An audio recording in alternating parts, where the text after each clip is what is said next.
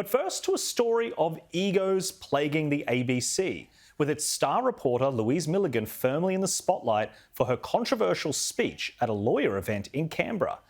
The Australian's Janet Albrechtsen broke the story that Milligan used the speech in the middle of the Bruce Lerhmann trial to call for radical changes to the legal system and blamed criminal prosecutors for driving complainants to suicide.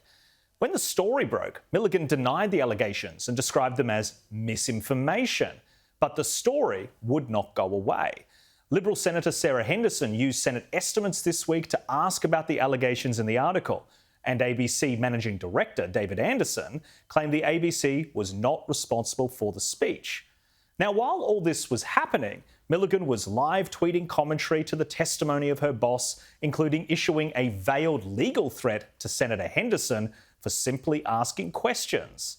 She said, "I challenge Senator Henderson to repeat these false claims outside Parliament." Well, it would be fair to say that conduct did not go down well with the senator.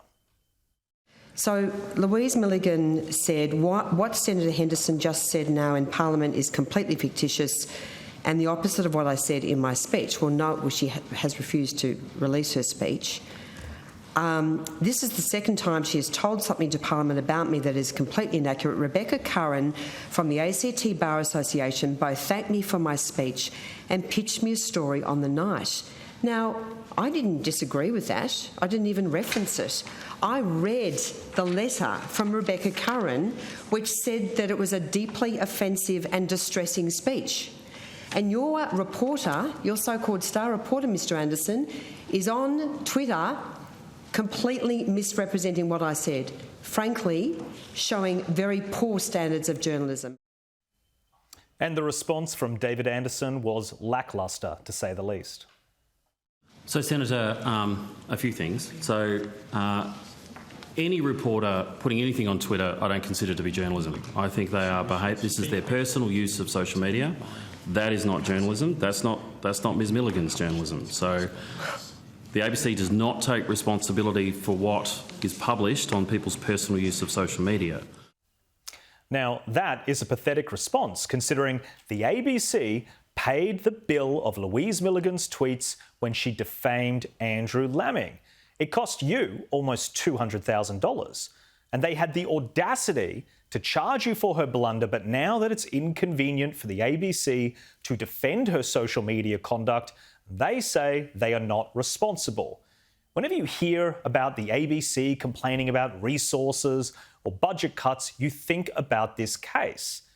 And in response to the public backlash to Milligan's conduct, the ABC arrogantly ignored the specifics of the complaint and tweeted out a link to all of the awards Milligan has won.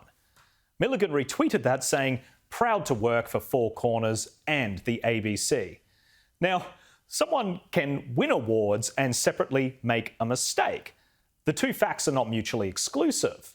So a few days after the Senate estimates ordered the ABC to release the full speech, Milligan published it on LinkedIn while invoking Michelle Obama and complaining about being misquoted and verbaled. She said, "I'm reminded of my favourite saying by Michelle Obama, when they go low, we go high." Really? You accused the journalist of misinformation and then publicly slandered her reputation. That's going high, is it? And think about the ego someone needs to possess to compare themselves to Michelle Obama. In reality, the speech entirely vindicated the Australian's Janet Albrechtsen and showed Milligan not only called for radical changes, but she was talking about the Bruce Lerhmann trial while the jury was still deliberating on October 21.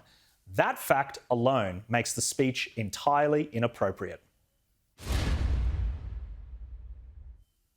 Well, let's bring in tonight's panel, and I'm pleased to say that this week I'm joined by lawyer and commentator Caroline DeRusso and the Daily Telegraph's Tim Blair. Tim, welcome to the show. Thank you for coming. I'd be really interested to hear your thoughts on this whole saga. Milligan's got form. The thing that really irked me about David Anderson's response to this whole mess is now all of a sudden he's saying he's not responsible for what ABC journalists put on Twitter.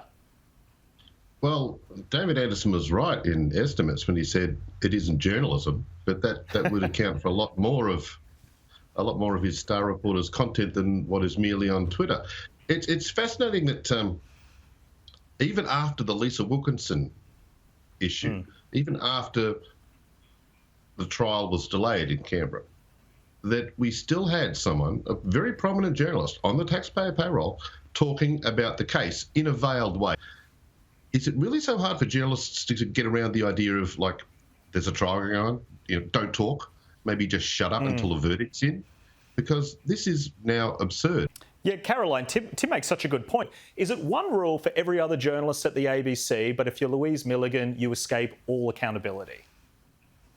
Well, it appears to be, and you're quite right, she's got form. I'm not sure whether Louise Milligan has any respect for the rule of law or the presumption of innocence or the role of the judiciary. I mean, she seems to be a huge advocate of trial by media, and if you go through some of those matters that she has worked on, whether it's Pell, whether it's Porter, whether it's Tudge, whether it's Andrew Laming, she went very hard on all these people, and now all of a sudden someone has criticised her, and she's just thrown a total tantrum about it. I absolutely love the statement that the ABC put out with regards to her achievements. So it just shows what a thin skin she's got.